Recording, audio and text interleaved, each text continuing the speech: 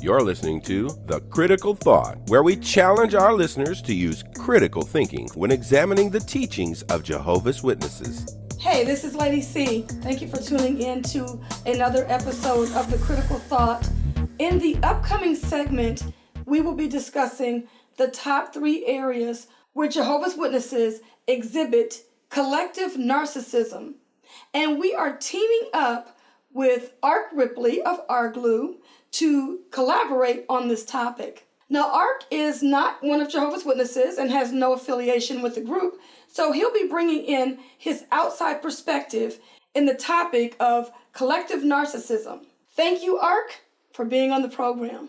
I just want to first start off and say thank you so much, ExJW, Critical Thinker, for having me here, Lady Cee and JT, and just a little bit of background about who I am.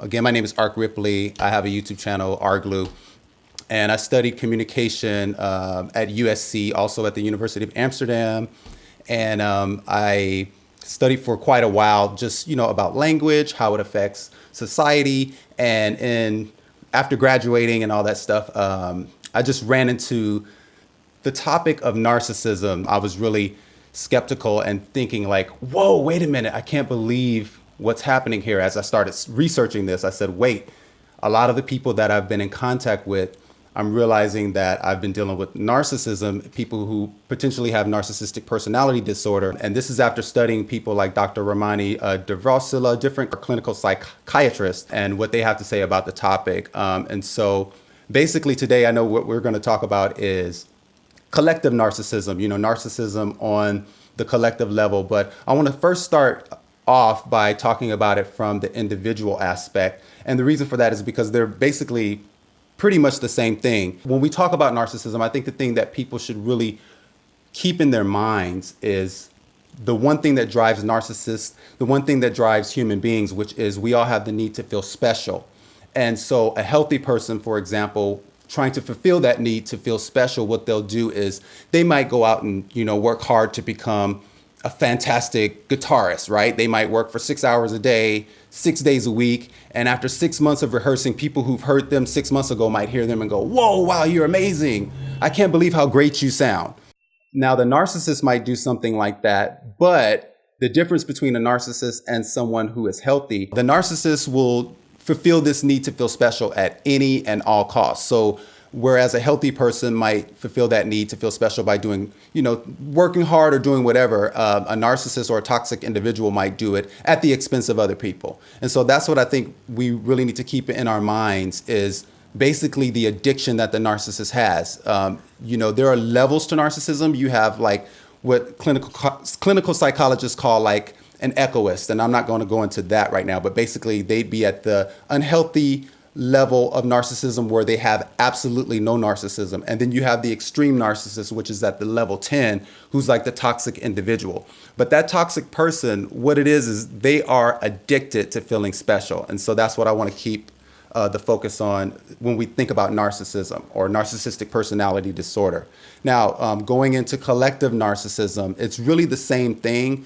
Collective narcissism obviously is on the collective level where it's just the belief that the group has some type of, they're exceptional in some type of way. They are really there to protect the grandiose image of this group. And a lot of times members within the group, they're not necessarily concerned with trying to better the group. So for example, if it's a hate group, they're not necessarily interested in trying to make the group have empathy or show empathy towards others. What they're more concerned about is that grandiose image that I'm talking about. If people challenge that image or members within the group fear that that image somehow or they will be somehow set back because of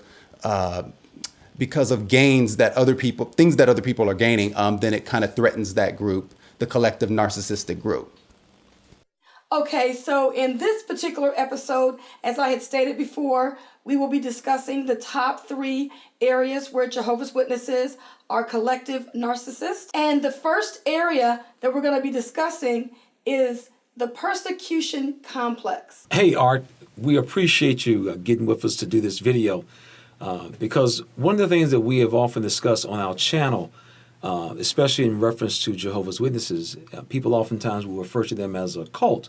I prefer, and we've often discussed this, referring to them really as a high control group. And the reason why is because it's very easy to describe them in terms of characteristics. And one of the characteristics that we have looked at, and that's why we wanted to talk to you, because you've often done a lot of videos on this, you've had a lot of discussion about this, so we've enjoyed listening to you and talking to you personally about the characteristics that can identify not only a narcissistic person, but as you said, a collective group of people who demonstrate the same type of characteristics. And I was just thinking about the area of how Jehovah's Witnesses feel about persecution. Jehovah's Witnesses feel that basically they're the only people who are persecuted as Christians. There's a website, it's called persecution.org. And we invite people, if you get a chance, to go there. It's called persecution.org. And what it basically does, it's like a group that monitors the type of persecution that people who are part of Christianity around the world are experiencing. And when you go on this site, what you will see is they also discuss Jehovah's Witnesses. What is interesting is we're talking about something to the tune of over 100 million people who are Christians who often experience persecution for what they believe. If you go to the Jehovah's Witnesses site, you will not see any mention of any other religious groups being persecuted. So my question for you is, since you made the point that a narcissist is often a person or group that wants to make themselves feel special, what type of characteristics would you find as you examine a religious group like the Jehovah's Witnesses? So some of the attitudes and behaviors that narcissists, will display are, it really, first of all, I'd like to say this. If you think about collective narcissism, it extends from ethnocentrism, where people, what is ethnocentrism? People will go to another country, for example, and they will describe that person's religious beliefs or their value system based on definitions from their own perception or from where they're from. And so a lot of times these types of individuals, they are basically going to view other people as extensions of themselves. And they're not going to come from a place like, if you think about an anthropologist or, a good anthropologist, for example, they will go to another country and they will let those people speak for themselves. And you might even see, once you see the documentary about what this anthropologist discovered, for example, you might see at the bottom of the screen, everything will be translated in English because they're allowing these people to speak in their own native, in their own tongue from their own experiences. And so a lot of times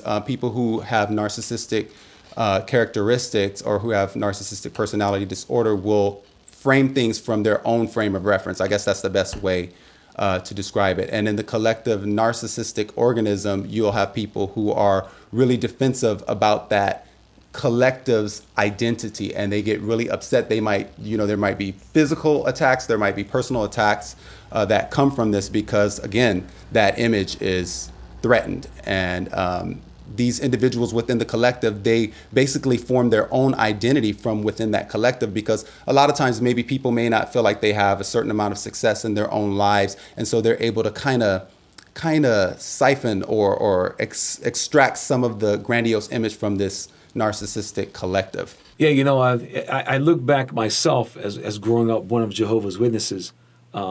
This feeling of being special was very, very important to us. Anytime we heard an article or heard something that was happening to a Jehovah's Witness, that's how we responded many times. And especially when it comes to persecution, as a witness, we would feel that we were oftentimes being persecuted for our religious beliefs, even if the religious belief turned out to be absolutely wrong. Let me give you a perfect example. For a number of years, witnesses were told that they could not take certain blood fractions. So you may have a person or a family that has an accident and they need a certain type of blood fraction that they were told by the Watchtower, you can't have this fraction. So you would get doctors and people at the hospital and judges, they would all get involved trying to force, quote unquote, blood fractions on Jehovah's Witnesses. And what would happen is, as a Jehovah's Witness, we would view that we were being persecuted. Take, for example, hemoglobin was one of the blood fractions that for many, many years a Jehovah's Witness could not take. So if they found themselves in a hospital before a judge, before hospital administrators and doctors telling them you need to take this, the witness would have said they were being persecuted for the sake of God. Then when the Watchtower changed it and said it's okay to take hemoglobin now, the question you have to ask is, well, were you being persecuted for God, or were you merely being persecuted because of the group that you belong to came up with this? And of course, for a critical thinker, the answer is very obvious. You weren't really under any type of Christian persecution. You were under Watchtower persecution, as it were, because it had nothing to do with God. And so many times people, they have these ideas in their mind, and they actually think they're being persecuted for God's sake, when in fact, it's not the case at all. Thanks, guys. Excellent points. Now, let's move on to the next topic. And this is where Jehovah's Witnesses believe that they are the only true religion.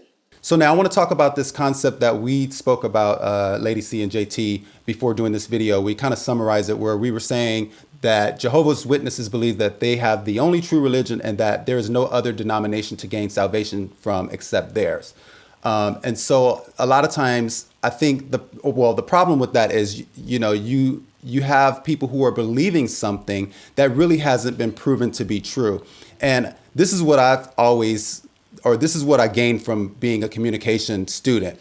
We're taught that you really, anytime you're trying to prove something, there's always a possibility that it's not true. So I'm not going to come on this channel and say, hey, everyone, I'm going to prove to you that the ocean is real today. Because nobody would sit here, because the things that we don't talk about are the things that we have all silently agreed they're true, right? I don't have to prove to you that the sun exists or the ocean exists, because there's a silent agreement. We don't talk about the things that we know to be true. So if I'm trying to prove something to you, there's always a chance that it may not be true, right? So the easiest way around that to keep people from critically thinking is to say, you know what, is to use guilt. And if you look at any value system, there's always guilt or fear attached to it. But I tend to think that guilt works a lot better on people, especially when it comes to religion. And so if you say, you're going to go to this horrible place, or you're going to be destroyed after you die, or whatever it is, it guilts people into believing something that you have not proven to be true. And I think that's why a lot of people find it difficult to be able to critically think, because of the guilt and the fear that's attached to this value system that they've learned all of their lives. And I want to say this too. I also think it's cognitive dissonance. What guilt does is it causes cognitive dissonance. And for those of you all who don't know what that means, cognitive dissonance is basically when you have two conflicting ideas. So for example, if you have a husband who's knocking you through 5 walls, right? And you realize if someone says, hey, it may be time for you to leave this person, what people tend to do is the cognitive dissonance will keep them in a negative or abusive situation. They'll say, well, yeah, he's knocking me through 5 walls, but who am I going to be if I'm not with him? He provides me with $3,000 a month. He takes the kids to school. He does all these things. Who am I going to be without this person? And so that's what the guilt and the fear does to people. And it allows them to basically take on a value system or a belief system, and the person has not done a good job of proving it. Arch, you make an excellent point. The guilt tripping. That is actually one of the techniques that's very well used by Jehovah's Witnesses as an organization. In fact, we refer to it as the fog: fear, obligation, and guilt. And the point that you made about the abusive wife or the abusive spouse who is told, where are you going? What would I be if I leave this person? It's interesting because that is actually one of the cornerstone teachings of Jehovah's Witnesses. When a person is starting to become one of Jehovah's Witnesses, they'll basically teach you a couple of things. They'll teach you all the books of the Bible. They'll teach you all the basic Bible characters. And when a person is considering leaving, they will often throw out the question, where are you going? That's exactly the same as an abusive husband does. Basically, he's letting his wife or whatever know, you cannot make it without me. And that is what every Jehovah's Witness faces, because all of their life, literally all of their life. In fact, that's probably one of the number one questions that we find, because we consider Jehovah's Witnesses experience spiritual abuse. Their religion literally beats them almost to death. And in some cases, they do lose their lives because of doctrines that turn up to be absolutely bogus at the end of the day. So people have lost their life for bogus doctrines. And so these people often, when they get ready to consider leaving, that's one of the first questions they'll ask. Well, where am I going? I don't have nowhere to go. And that's interesting because that's what they were told when they first became one of Jehovah's Witnesses. You have nowhere to go. And that's the same thing that an abusive spouse is often told, like you mentioned. They are often told, you won't make it without me. And they will feel that way. There are so many women who have stayed in abusive relationships over the years, historically, because I don't think I have anywhere to go. And as long as they don't know of anywhere to go, they will stay. But facts show that when people realize that they can leave an abusive spouse and there are support systems in place that will help them, it's interesting, these people will oftentimes leave. And that has actually been one of the key tools for Jehovah's Witnesses.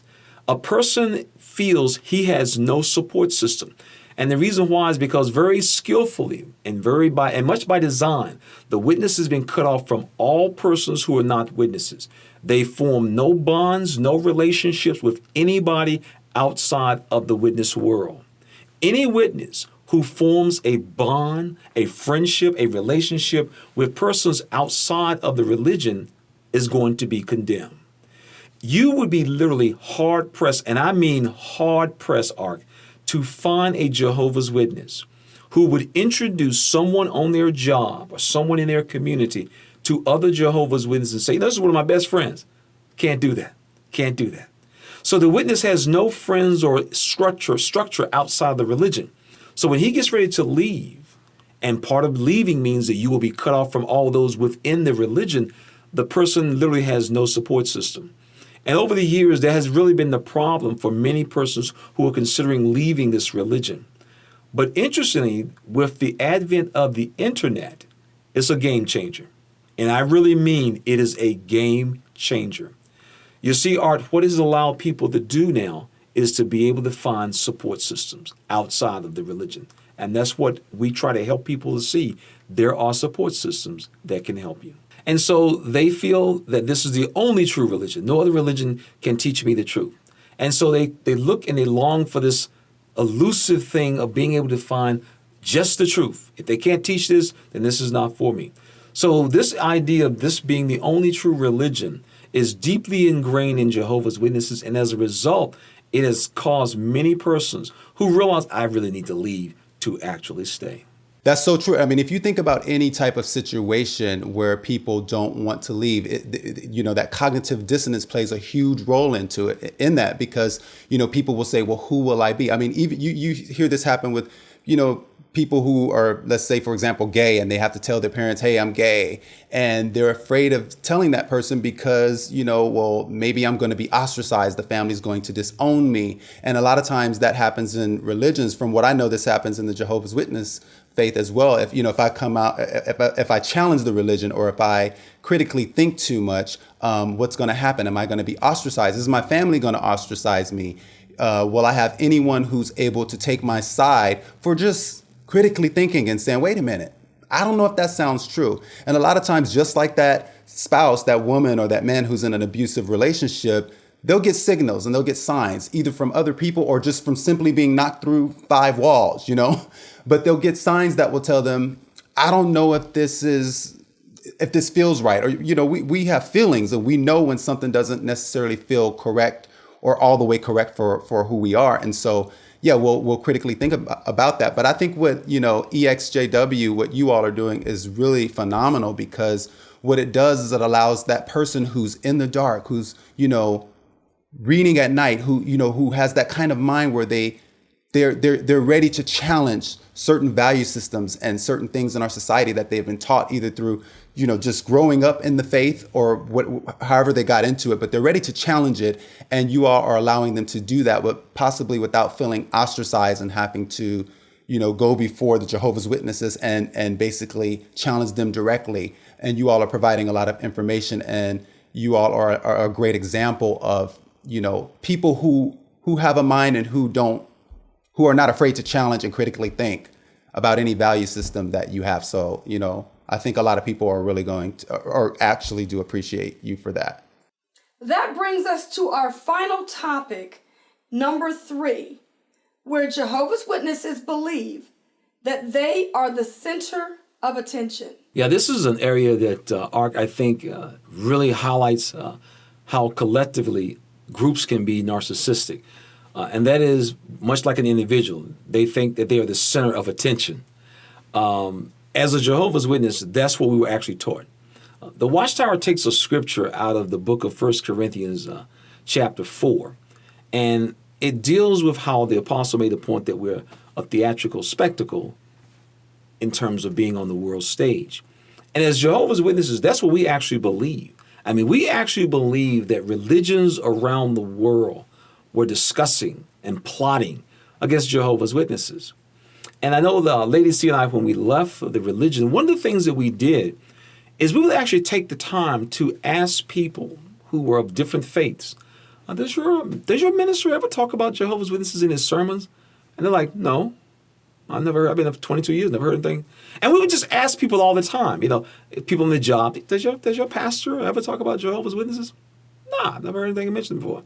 And so then we started asking other former Jehovah's Witnesses, have you ever asked anybody as to whether or not Jehovah's Witnesses or the conversation surrounding Jehovah's Witnesses is being discussed in your church? In other words, there being pamphlets being written or bulletin board issues being discussed. And do you realize that I have not met anyone who has talked about that? Yeah, they talk about Jehovah's Witnesses almost all the time. They have never mentioned Jehovah's Witnesses. I mean, I was really amazed just how little people talk about Jehovah's Witnesses. And so as a Jehovah's Witness, I was walking around town thinking that, we're the center of attention here in the community, when in reality, we're not. Jehovah's Witnesses are really a small part of the religious population. But yet we actually thought that we were the center of attention when it came to religion. Once again, that collective narcissistic mindset. And that was one of the interesting things about thinking that we're always being on the stage. Yeah, so that makes a lot of sense. It's the us against them. It's just like a lot of narcissists believe that they are the center of the universe, at least from what I've studied with individual narcissists. And so what it does is it causes people to have this reaction to basically defend the group, because if people are trying to persecute us or they're trying to destroy the message that we have, this truth that we have for the world, then we have to stop them. We have to keep them from harming us. And, a lot of times it may not even be a direct confrontation. It may just be someone saying something that conflicts with what Jehovah's Witnesses, for example, believe, and it might make a lot of sense. Somebody might critically think about something, and to a person who is a part of that collective, they see that as a threat, again, to that grandiose image. And so they'll go out and try to protect it, as opposed to trying to make the community better and saying, wait a minute, maybe our belief system is wrong in this area, and we need to figure out why we believe this and not what someone else is saying who might be Christian or whatever. But again, they'll go out and try to protect that image. Oh, Arc, you're right on the point. I mean, just right on point. The us versus them mindset is something that, interestingly, Jehovah's Witnesses have actually they polished it to a shining stone. I mean, they got it down to a science. Every Jehovah's Witness little kid is told over and over again that you and your classmates, you have to help them. And they're told them that if they don't come to the Kingdom Hall, they will not survive Armageddon. Every Jehovah's Witness child has been told that. Because many times they'll refer to their classmates as their friends. And the witnesses will teach them, no, they're not your friends, because they're not friends of Jehovah. So they're not your friends. And so they create this mindset. So you figure by the time a child starts in the first grade looking at his classmates, they're not friends of God, they're enemies of God. By the time you get to your senior year in high school, you see your classmates as dead meat, because if they didn't accept the message that you were trying to give to them, that's how you basically will end up viewing them. That is really the bottom line. And so in the community, you don't look at your neighbors other than someone that you can offer them something published by the Watchtower. In your family, your relatives, once again, you don't look at them as anyone more than someone you can offer Watchtower material. And so as a result, you get that us versus them. And that's why people often say, witnesses will break up families, because they don't do things with the family anymore socially, or many times they will limit these things because they're taught to do this. And so this narcissistic mindset that you've mentioned, both on an individual level and especially when you look at a collective group where everybody's being taught the same thing and they view people and issues exactly the same way. I mean, it's just amazing when you make a comparison of how narcissistic individuals can be and even groups can be. And so if you think about that, if you're told as a child that these people are not really your friends unless they believe what you believe, then that right there, it implies that you are special, right? Because what you're being taught is people have to be an extension of you, or people have to have an extension of the value system that you believe. And that kind of goes back to ethnocentrism. People are not really people, or people are not really your friend, or they're not good enough unless they're an extension of you. But from what you all are explaining about the Jehovah's Witness faith, I do see a lot of, there are some parallels of narcissism, definitely. So you all, I just want to close out with this. First of all, thank you all again for having me on this channel, JT and Lady Cee. And I just want to say to your viewers, it's never wrong to critically think. And a lot of times guilt works on a lot of people, especially people in religions. But as I started studying about this topic of narcissism, you start to realize that it's okay. It's okay to critically think. It's okay to question people's motives, or question the motives, of the value system that you've been brought up to believe. And, narcissists are everywhere in our society. In every institution, they exist. And so you have to ask yourself, what are the signs? What are the red flags? And continue down the road of self-love, because I think that's what it boils down to, is self-love. Do you love yourself enough to just ask the questions, to really challenge? And I don't mean challenge directly. If you feel like, and when we talk about individual narcissists, we really try to warn people not to challenge a narcissist directly. But when I say challenge, I mean challenge yourself. Ask yourself the important questions. If I'm in a group of people and, they're all saying the same things, and it doesn't really connect with what I believe, or I have just a kind of a differing opinion, will they be receptive of me having my own mind? Will they be receptive of me critically thinking and just asking questions about it? But again, I think it's really important to ask yourself, what do I believe? And that deals with self-love.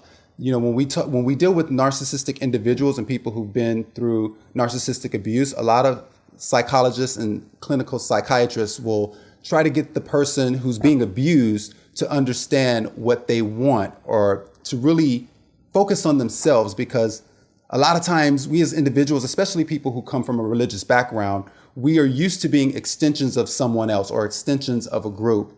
And I think we're moving towards a time now where everybody is ascending, we're evolving, and we're asking questions, and it's okay. And so you all, I think that's what you're doing on this channel, ExJW, Critical Thinker. I think it's great what you're doing. And once again, I thank you for having me. Thanks so much. Art, I just want to say thank you, my wife as well, because you've given people something very simple, food for thought. And that's what it's all about.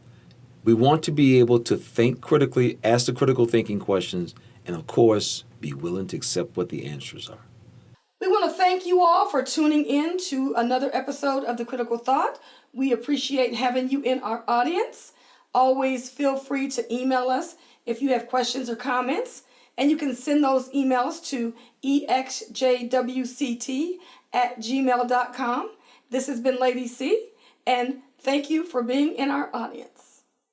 Hey, Jay the Comedian here. Did you enjoy that video? Would you like to see more content like it? Then you gotta subscribe. And it'd really be a big help to JT and Lady Cee if you like the video and leave a comment. Make sure you hit this little notification bell right here. That way you'll know when another video gets posted. I really hope you enjoyed it, and we'll see you next video. This program was sponsored by Critical Thinkers.